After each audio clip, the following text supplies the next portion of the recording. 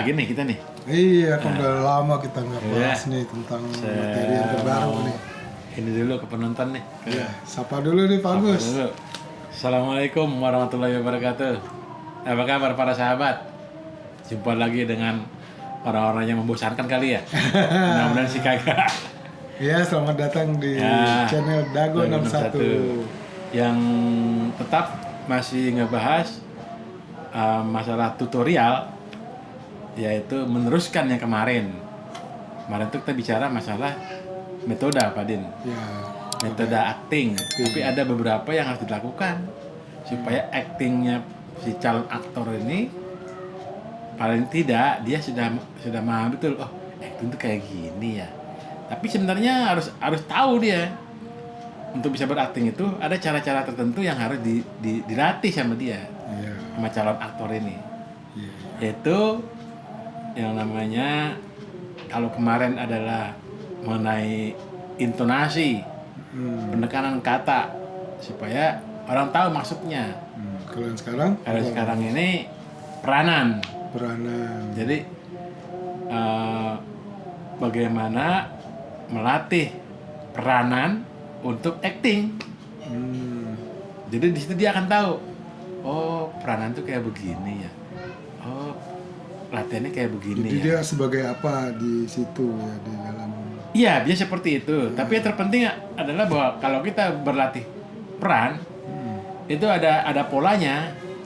Jadi yang pertama itu dia bagaimana melatih diri dia berperan tanpa dialog.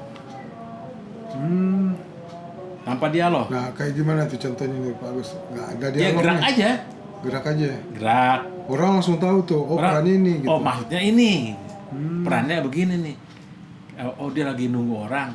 Oh dia lagi sedih dimarahin sama bapaknya, sama orang tuanya. Oh dia lagi apa tuh. Paling tidak dia tahu perannya seperti itu, kemudian dipraktekkan apakah sampai apa yang dia maksud. Informasinya kepada penonton. Oh, itu peranan.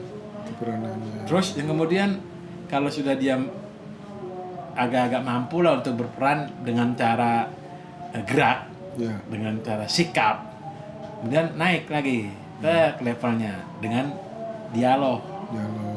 Dialog sendiri. Jadi dialog sendiri itu sama arti dengan monolog. Berbicara sendiri.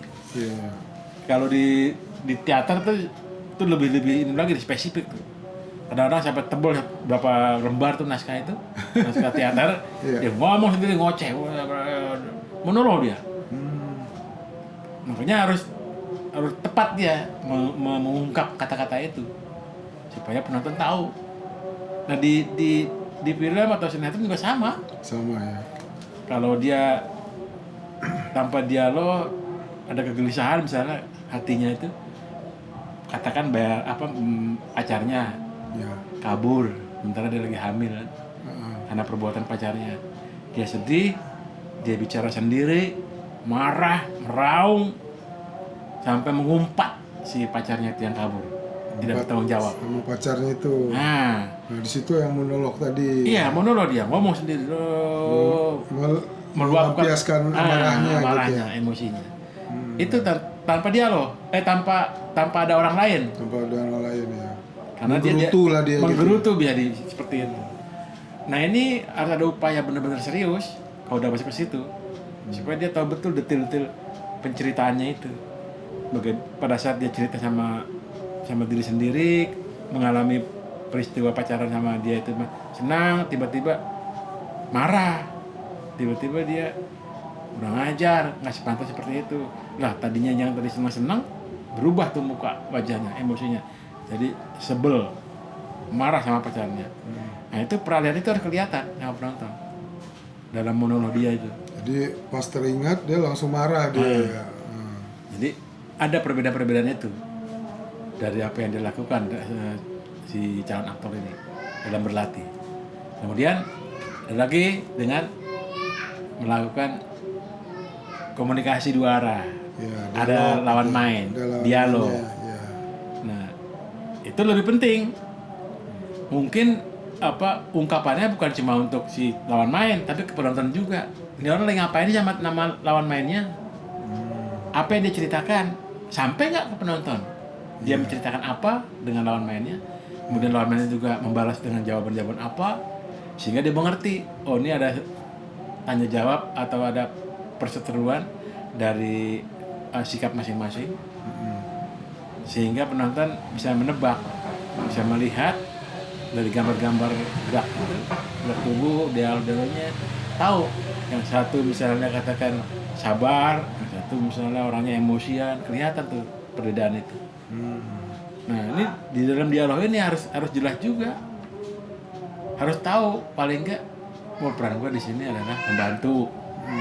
Gue diomelin sama majikan gue nih karena gue salah ngepel, akhirnya berantakan banyak begitu. Ini kan bukannya bener.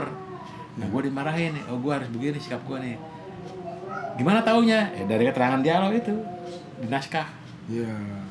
Matang dulu persepsi dia tuh di naskah itu. Oh gini, oh gini. Oke. Jadi pada saat take dia tinggal perankan itu. Nah bagaimana latihannya? Ya sama. Nah, berlatih juga kemudian melatih dirinya sebagai seorang apa, kemudian dia berdialog, kita tampilkan juga pemainnya, lawan mainnya, berdialog sama lawan mainnya, kemudian terjadi dialog dua arah itu. Ceritanya begini, begitu, itu ketahuan, kelihatan sama penonton. Itu. Nah ini memang perlu keseriusan ya, bermain tanpa bicara, kemudian berbicara sendiri, monolog, kemudian yang terakhir dialog sama lawan main, ada dua arah komunikasi. Ini memang berat untuk calon aktor ini. Dia harus tahu perbedaan itu supaya nanti jadi bekal buat dia. Kalau dia mendapatkan suatu peran seperti itu, dia tidak kaku lagi. Ya, banyak-banyak berlatih. Supaya paham itu. Banyak kan kita kan gampang itu mah, kalau udah ini natural aja, udah biasa mah. Iya, kalau yang udah biasa yang gue itu. Udah biasa. Karena kadang-kadang dipanggil datang ke lokasi, kasih naskah, lo jadi si Anu. Kalau udah terbiasa ya enak aja. Iya, nggak masalah. Dia tahu bedain antara ini gue nggak bicara di sini jadi hanya gini aja bang.